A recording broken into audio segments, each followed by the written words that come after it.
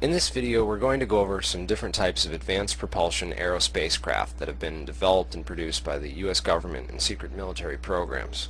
I hope to explain a portion of UFO sightings and better help people identify flying objects and know if they are seeing something they should be recording or not. The Office of Naval Research produced several flying platforms and flying jeeps between 1953 and 1959.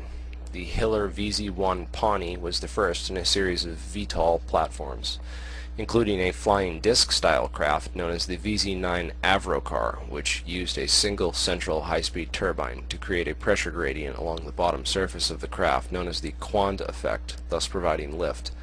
Flying platforms and flying jeeps were also developed by NACA, the National Advisory Committee on Aeronautics, a precursor to NASA in the early 1950s.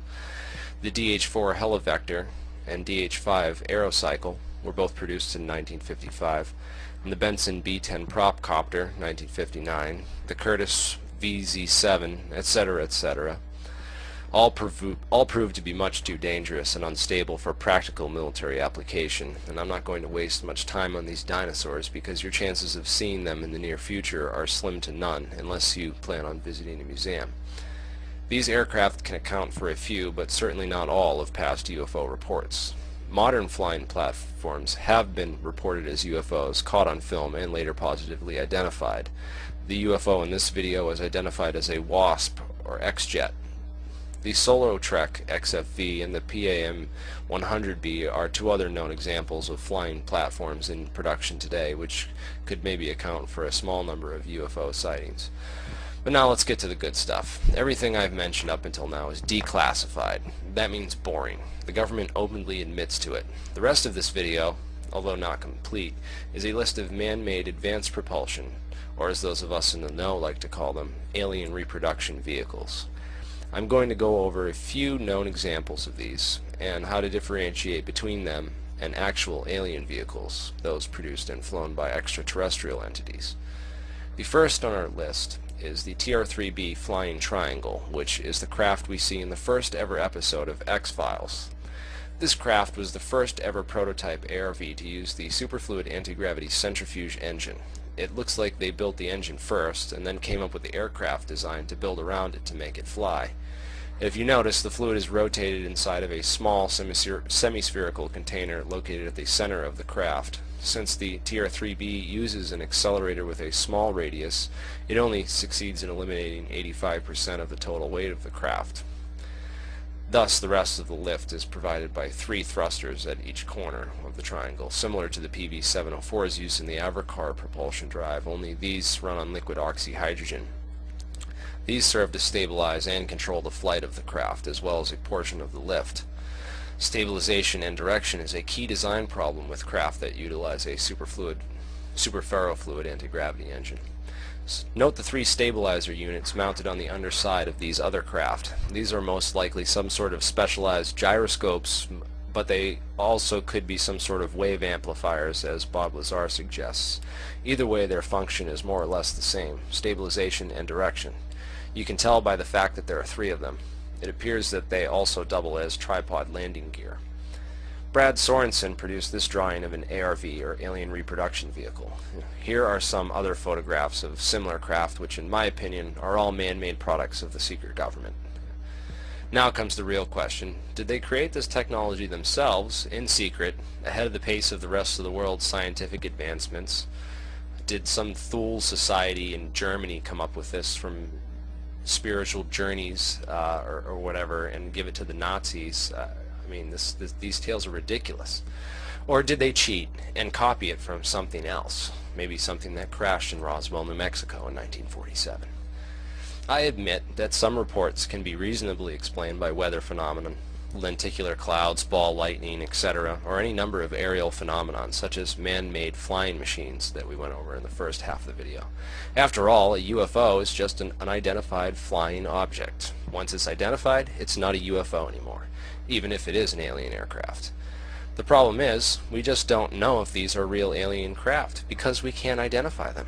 To this day, there is not one single confirmed report of an actual alien or alien craft, even with hundreds of thousands of documented cases on file.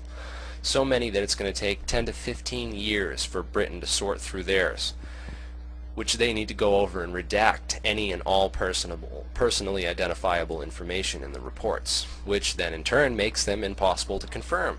This means that any and all reports of actual alien contact can never and will never be confirmed until the government chooses to confirm them.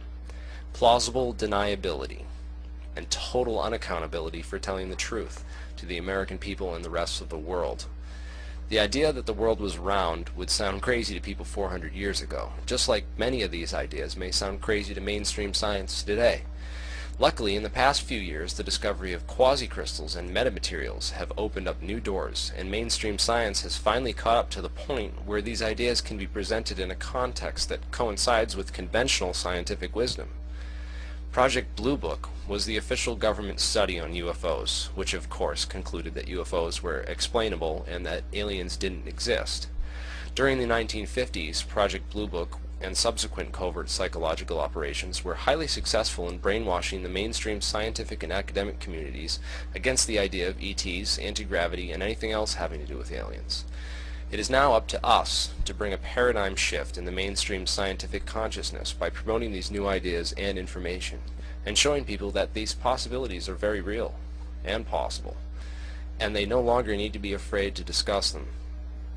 At the same time, we need to break down the infrastructure that has been created to keep these secrets from the people, starting with NASA, which is simply a front for a much larger secret space program. Just look at what UK hacker Gary McKinnon found inside building number 8 of the Kennedy Space Center. Which leads us to our next subject, UFOs which cannot be identified and are believed to be the real deal, actual alien craft. The two most commonly cited are rods, long carrier ships, and saucers or flying discs, which are sometimes mistaken for rods from a side-on view from far away. Real alien craft are extremely lightweight and maneuverable, with inertial drive systems that can take 90-degree turns at breakneck speed without having the pilots or crew experience the impulse acceleration.